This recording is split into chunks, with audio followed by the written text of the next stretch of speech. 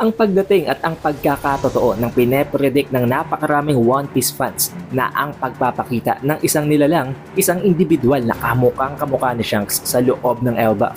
Kasama ang isang napaka-misteryosong babae na nababalot ng mask ang muka gamit ang isang pentagram. Ang kaparehong method and way na ginagamit ng mga Gorosei para mag-teleport papunta sa ibang lugar. Hindi lang yan, ang napakarami pang mga ibang detalye tulad na lamang ng mga kakilala at mamimit pa nilang ibang mga giants sa loob ng Elbaf at ang tinatagong pasabog nitong si Lilith. Bago tayo magsimula, huwag niyo muna kalimutang mag-iwan ng like, mag-subscribe at i-ring din ang bell button para automatic ma-notify kayo tuwing magkakaroon tayo ng bagong release ng One Piece chapters at para hindi ka na mahuli sa latest release ng series. Konting recap nga pala guys para sa previous chapter ng chapter 1133 due to personal reasons. Pero long story short, yun lamang ay umiikot sa naging reunion nitong si Robin at ni Saul. Sa pag-proceed naman natin sa chapter na ito, ang chapter 1134 ay pinangalanan na Owl Library na malalaman natin mamaya kung ano ang rason at yun ang title ng chapter. Pero makikita natin sa pinakaunang panel na matapos nga ang napaka-taimtim at napaka-emosyonal na reunion sa gitna ni Saul at nitong si Robin, agad na nagpakilala itong si Luffy habang nagpapasalamat kay Saul. Matapos daw ang ginawang pag-aalaga at pag-aaruga nitong si Saul dito kay Robin noong maliit pa siya. Bilang captain ng pirate crew na kinabibilangan niya nitong si Robin, formally inintroduce nitong si Luffy ang kanyang sarili na dahilan kung bakit nagulat pa nga itong sila Usopp dahil napaka-formal daw nitong si Luffy. Saan daw niya yun natutunan? Pero lang dahil lang sa medyo weird at medyo corny na ginagawa nitong si Luffy, pinigilan siya ni Robin habang ini-introduce siya casually. Pero dito ay sinabi naman ni Saul na hindi rin kailangan. Kilalang kilala niya itong si Luffy dahil kilalang kilala naman talaga si Luffy. Isa na siya sa 4 Emperors of the Sea, kaya kilala na siya nitong si Saul. Dito din ay may kita natin kung gaano katuwang-tuwa itong si Saul habang sinasabi kay Robin na finally, nakita na daw ni Robin ang sinasabi ni Saul way back then na ang tunay na mga kaibigan na magpoprotekta sa kanya. Habang sinasagot naman siya nitong si Robin na oo, tama si Saul, pinoprotektahan talaga siya ng kanyang mga comrades na ito, ang kanyang pirate crew na ang Straw Hat Pirates. Regardless kung ano man itong si Robin at regardless kung ano man ang kanyang nakaraan, hindi daw iniisip at hindi yun sinisilip ng mga kaibigan niyang ito. Pinoprotektahan siya ng mga ito no matter what. Nang dahil dito, naging emosyonal ang lahat ng mga miyembro ng Straw Hat Pirates maliban kay Luffy habang nagiiyakan sila sa tuwa at dahil na-touch nitong si Robin ang kanilang mga puso. Nang dahil dito, nagpasalamat itong si Saul sa mga Straw Hat habang sinasabi at humihingi ng tawad dahil baka natakot at na-startle daw niya ang mga ito nang dahil sa ginawa niyang para bang acting para gulatin at i-surprise itong si Robin. Napakatagal niya daw itong pinapractice at hindi niya akalain na ganun yung kadaling mababasa ni Robin. At of course, talagang in-acknowledge nitong si Saul ang existence nitong si Luffy habang sinasabing bilang isang former Vice Admiral, alam daw niya kung anong kapasidad at kung gaano daw talaga kalakas ang mga Emperor. Kaya nagpapasalamat talaga siya kay Luffy para sa ginagawa niyang pagprotekta kay Robin. Habang itong si Luffy naman ay tuwang-tuwa at talagang proud na proud matapos niyang marinig ang mga salitang yon mula kay Saul. Pero dito naman ay hindi nagtagal, lumipad at lumapit itong si Lilith papunta kay Saul habang sinasabi na siya daw yon. Hindi daw ba siya naaalala nitong si Saul? Na pinagtaka naman nitong si Saul dahil hindi nga niya makilala at hindi naman familiar sa kanya ang mukha nitong si Lilith. Idinagdag pa nga dito ni Saul na bakit daw nakakalipad itong si Lilith. Pero dito nilinaw agad sa kanya ni Lilith na siya si Vegapunk habang sinasabing this is me. Nagtataka itong si Saul dahil hindi naman talaga ganitong itsura ni Vegapunk na alam naman natin ang rason dahil alam natin na isang clone lamang itong si Lilith, hindi siyang literal na Vegapunk at hindi siya si Stella. Dito na marireveal ang kung anumang bagay na itinatago nitong si Lilith na inilabas naman nitong si Jinbei at tinulungan pa nga sila nitong si Gerd na ibaba ang napakalaking metallic box na ito. Ang package pala na ito ay inihabilin sa kanila ni Stella or ng original na katawan ni Vegapunk habang sinasabi kila Jinbei na dalhin daw nila ito sa pagtakas nila mula sa Egghead. And since wala nga silang ideya kung ano ang laman ng box na ito, itinanong ni Jinbei kay Lilith kung ano daw bang laman nito. Sinagot naman ni Lilith na actually ang laman pala ng kahon na yon ay walang iba kung hindi siya rin mismo, isa itong Vegapunk. Matapos marinig nitong si Luffy ang sinabi ni Lilith, gulat na gulat siya dahil akala nga nilang lahat ay naubos na ang lahat ng mga satellites at itong si Lilith lang talaga ang natira. Dito din ay in-explain ni Lilith na hindi ito katulad ng iba pang mga satellites dahil ang copy na ito ay ang literal at ang tunay na itsura nitong si Stella way back 20 years ago nang huli siyang pumunta dito sa Elbaf. Ginawa pala yon nitong si Vegapunk back then para magsilbing replika, para hindi magulat at hindi magtaka ang world government nang mawala siya bigla sa lab para pumunta dito sa Elbaf. Meaning, ginawa niya lamang sana ito para magsilbing decoy. Pero ngayon ay papakinabangan na nila ito. But the thing here is, hindi kayang buksan ni Lilith ang package na ito gamit ang mga bagay na present as of the moment. Kaya kailanganin niya ang mas marami pang mga equipments dahil nagawa lang naman daw dalhin nitong si Lilith ang package na ito sa pamamagitan ng paglalagay ng katawan nitong si Vegapunk sa loob ng isang cultured solution na parang pine-preserve lamang niya ang katawan ni Vegapunk pero wala siyang sapat na gamit. Kakailanganin niya ang mas high-tech pang mga aparatus para buksan ang parabang kahon na ito. Para magawa yung posible, kakailanganin niyang mag-build ng laboratory dito sa Elbaf. Matapos naman yung marinig ni Bonnie, naisip nitong si Bonnie na kung maggagawa nga at magtatayo ng isang laboratory itong si Lilith, posible din na pwede ding tulungan ni Lilith na maayos pa ang kanyang daddy na si Kuma. Na sinagot naman ni Lilith na of course, posible yon. Kaya naman tuwang-tuwa itong si Bonnie dahil alam niya na may pag-asa pang mabuhay ulit ang kanyang tatay. Habang si Saul naman ay sinasabi na oo nga, kung totoo daw na ito ay si Vegapunk na ang individual na na-meet niya 20 years ago, masaya siya na makita ulit si Vegapunk. Pero hindi niya naiintindihan ng mga pangyayari. Napakagulo dahil unang-una sa lahat, bakit daw babae na itong si Vegapunk? Na alam naman natin na itinake ng time ni Lilith at ni Saul para pag-usapan at i-explain ang para sa bagay na yun. Hindi naman nagtagal may dumating ng mga batang nakasilip sa isang napakalaking puno habang tinatawag itong si Saul at tinatanong kung pwede na daw ba silang maglaro at kung pwede na daw ba silang turuan ulit nitong si Saul. Na sinagot naman ni Saul na of course, pwede na, wala nang problema, pwede na nilang gawin kung ano mang gusto nilang gawin. Nagpasalamat pa nga itong si Saul sa mga batang ito sa pag-cooperate habang kaharap at nakikipag-usap sa isa pang hindi pa kilalang karakter. At dito ay nabanggit ng karakter na ito na ang lugar na ito pala ay ang fountain na kung saan ay naglalaro palagi ang mga bata na mga anak ng mga warriors sa Elbaf. Nabanggit din dito na actually ang mga batang ito ay nag-cooperate lamang at sumunod na wag munang mag-ingay para maging successful ang gagawing surprise nitong si Saul. At dito din ay nai-reveal na kung sino ang babaeng ito. Siya ang nagsisilbing librarian sa Owl Library at siya din ang assistant nitong si Saul, si Anje. Habang ine-explain na dito daw sa lugar na ito matatagpuan ang pinaka-the best na school, ang pinaka-the best na library sa buong Elbaf. At humihingi din siya ng tawad dahil nga nakayuko daw siya sa mga bisita nilang ito habang nakikipag-usap. Na alam naman natin hindi naman magagawa ng paraan ni Anje dahil unang-una sa lahat, hindi naman pwedeng dumapa siya para lamang magkapareho sila ng level of sight. Nag-offer din sana itong si Anje na sasamahan at ito-tour daw niya ang Straw Hat sa paglilibot sa loob ng library, sa loob ng school at sa kung anumang lugar ang gusto nilang puntahan dito sa premises na to. Pero bago pa man lamang matapos magsalita si Anje, nagsimula na namang tumakbo ng napakabilis itong si Luffy at si Usopp. Kaya naman hindi na natapos nitong si Anje ang kanyang ine-explain sa dalawang to.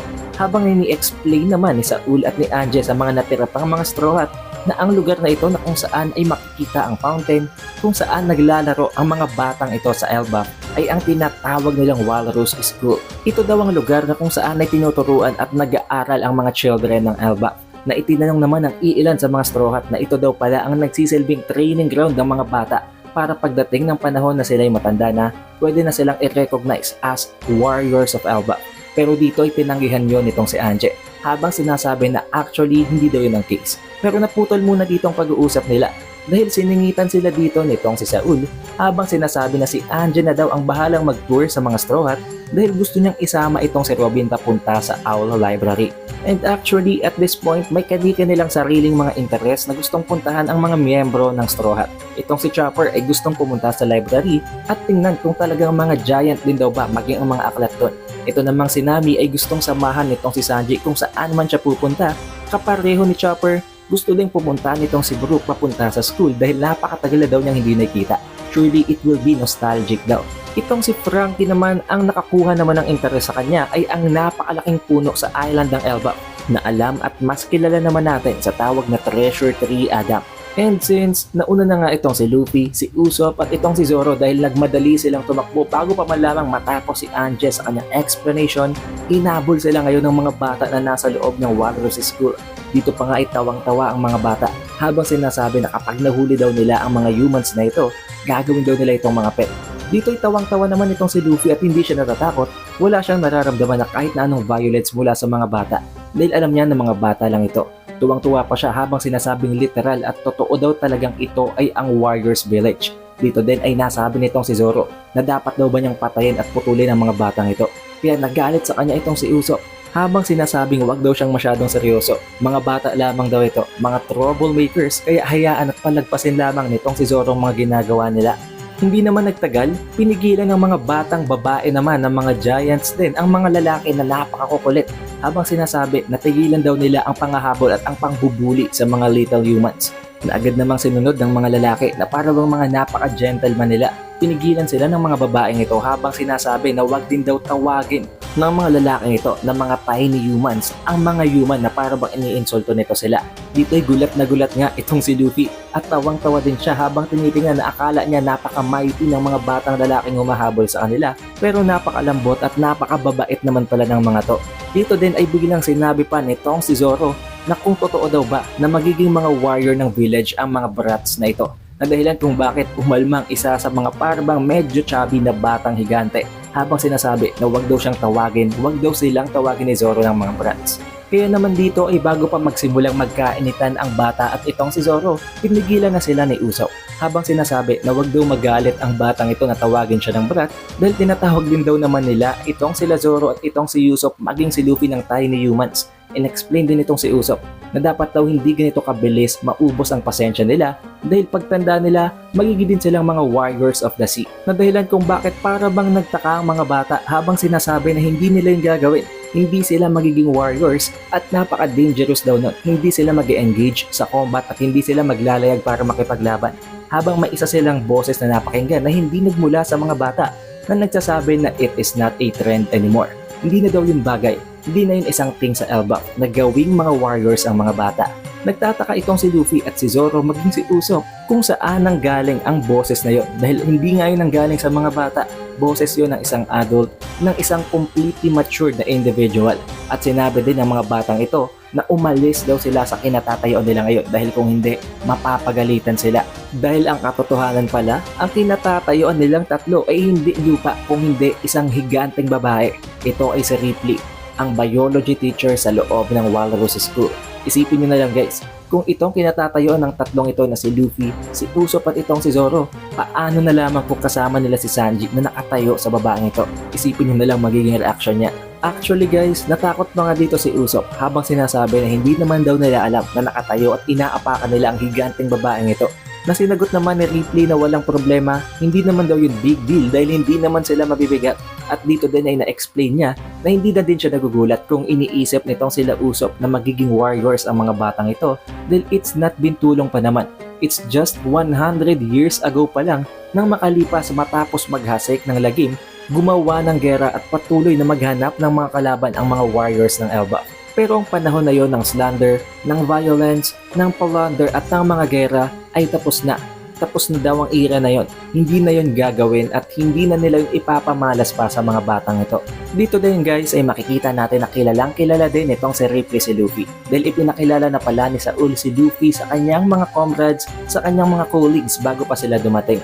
Dito din ay dumating na din itong si Anje na napakatagal bago naabutan itong sila Luffy. Humihingi din ng tawad si Ripley kila Luffy matapos ang ginawang inconvenience ng mga bata na para bang tinuturing nga sila nitong mga laruan.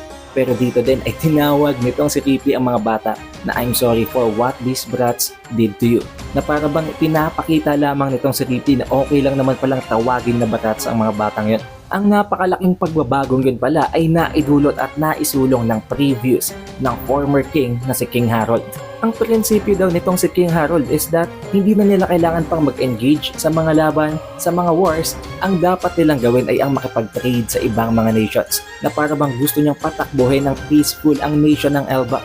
Dito din ay nabanggit nitong si Ripley na ang katotohanan nang dahil sa napakalaking change na yon na gustong gawin ni King Harold ay kinalaban niya maging ang mga elder, maging ang mga royalties dahil alam naman natin ang tradisyon, ang usual na culture ng mga giants ay ang makipaglaban. Pero nang dahil lang nga sa napakatindi ng pag-iisip ni King Harold at gusto din niya ng peaceful na buhay sa Elbaf, isinulong niya ang pagbabagong yon. Itong si King Harold daw ang pinakaunang hari na humiling at ginustong magkaroon ng improvement ang pamumuhay nila sa Elbaf. Pero bago pa malamang niya ma-achieve ang gusto niyang mangyari na yon, pinatay siya at pinaslang siya ng kanyang sariling anak. na alam naman natin na walang iba kung hindi ito ngang si Loki. But for some reason, nang dahil nga sa alam naman ng mga mamamayan ng Elbaf na mabait si King Harold at pinatay siya ng kanyang anak para sa hindi pa nila alam na dahilan, although nabanggit previously sa previous chapter na ang habol talaga ni Loki ang legendary Devil Fruit, nang dahil doon alam nila na masama ang hangarin ni Loki. Hindi nila hinayaan na mag-ascend sa trono ng pagiging hari itong si Loki, and instead, itinali pa nga nila ito sa Treasure Tree Adam sa Underworld. Pero dahil masyadong mahaba-habang kwentuhan pa ngayon kung i-explain pa nila ang buong history ng Elbaf, hindi na nila itinuloy. Habang sinasabi ni Anjay at nitong si Ripley na itour at igala daw ng mga batang ito sila Luffy sa loob ng Walrus School. Dito din ay bago pa ituloy nila ang tour, sinabi at kinausap muna nitong si Ripley itong si Luffy habang tinatanong itong si Luffy sa kanyang white form. Na alam naman natin na walang iba kundi ang Gear 5 ang tinutukoy dito ni Ripley.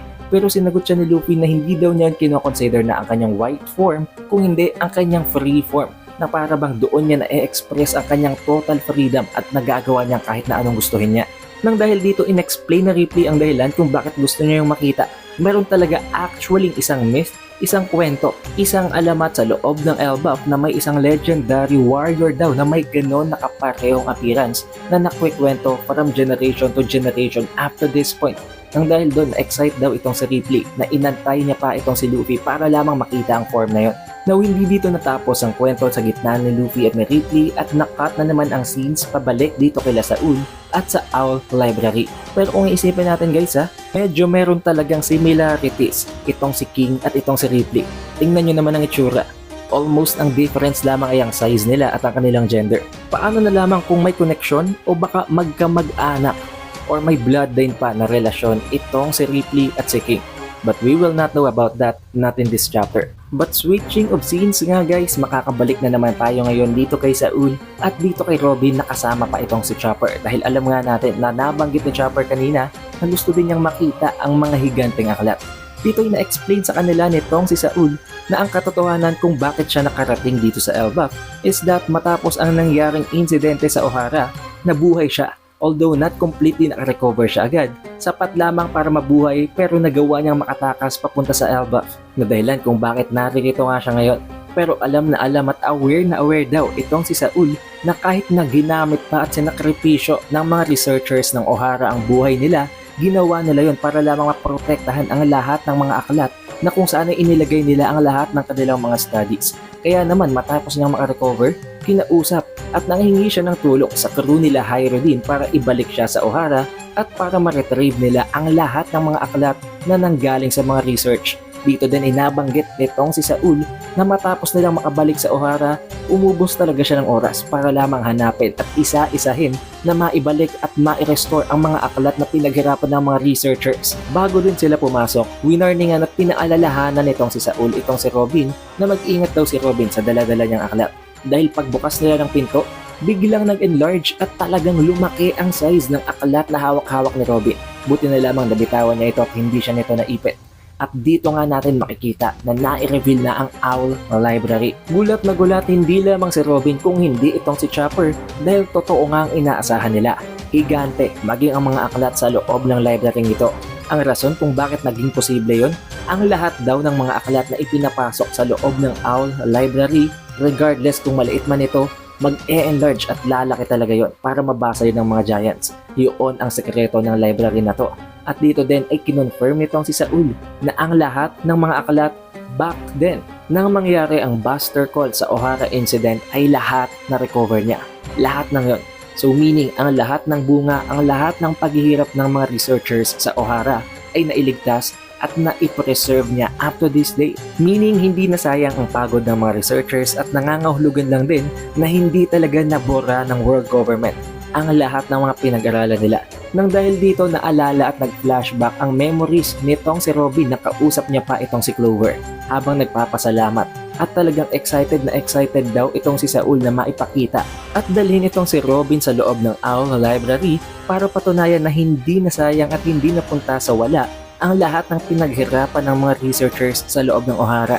But switching of scenes, makakarating naman tayo ngayon sa Underworld na kung saan ay naroroon nga nakatali itong si Loki.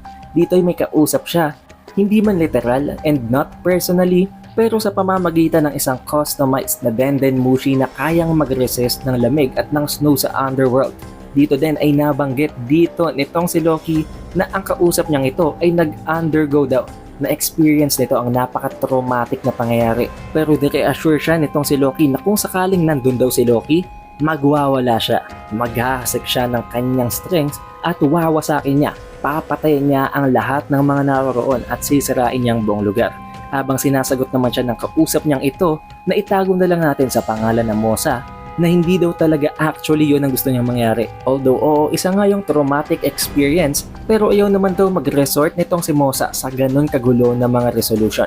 Dito din ay nabanggit pa nitong si Loki na hindi daw siya titigil not until dumating sa punto na ang injuries na mai-inflict niya sa taong yun o sa target na tinutukoy dito ni Mosa ay napakatindi at napaka-severe na to the point na alam nilang hindi na ito makaka-recover pa, hindi na ito makakalakad dahil kung makarecover pa ito, of course, babalik pa rin daw yun para gumanti. Nang dahil dito, tinis naman siya nitong si Mosa habang sinasabi na napaka-violente naman daw magsalita nitong si Loki. Pero alam daw niya na behind those violent words ay mabait daw talaga itong si Loki. Pinapakita lamang niya ang kanyang strong na front para hindi siya tingnan at para hindi siya i-perceive na isang mahina and soft na tao.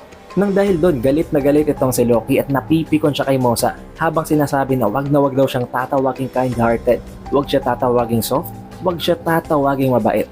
At sinabi din niya habang pinapangako kay Mosa na antay lamang daw ni Mosa na makawala siya sa mga kadenang ito at papatunayan niya ang kanyang mga sinasabi. But switching of scenes, para sa pinakahuling panel sa isang double spread page, makikita natin ang pinaka-iintay niyong lahat guys habang nangyayari ang banquet, ang celebration ng Giant Warrior Pirates matapos ang ginawa nilang pagbabalik sa Elbaf. May nangyari naman sa isang kastilyo sa Elbaf. May tumama na isang Black Lightning. At alam niyo naman guys kung ano ang meaning ng Black Lightning. Sa lugar na ito ay nag-appear ang dalawang misteryosong karakter na nababalot ng cloak. At dito din ay kitang-kita natin na sa pamamagitan ng mga dark pentagram ay nagawa nilang makapag-appear sa lugar na to. Tulad na lamang ng ginawa ng mga Gorosei, this is surely the same method, the same way kung paano sila nakapag-teleport papunta sa Elba. At ito ay kamukhang kamukha at kahawig na awig ni Shanks. Totoo na nga ba? At tama ang prediksyon ng napakaraming mga One Piece fans na meron talagang kapatid itong si Shanks. Isang evil brother, isang evil twin na mataas ang posibilidad na ang parehong individual din na nakaharap ng mga Gorosei nang maganap ang meeting nila sa Mariwoy. And not just that, may kasama siya ditong isang babae na nababalot din ng cloak pero nang dahil lang nga sa puno ng bandage ang mukha nito at tangi ang mata lamang niya nakita, napaka-misteryoso din ang karakter na to. At dito nagtatapos ang chapter. How about you guys? Ano sa palagay nyo? Sino kaya ang taong ito? Si Shanks ba to? Most likely not.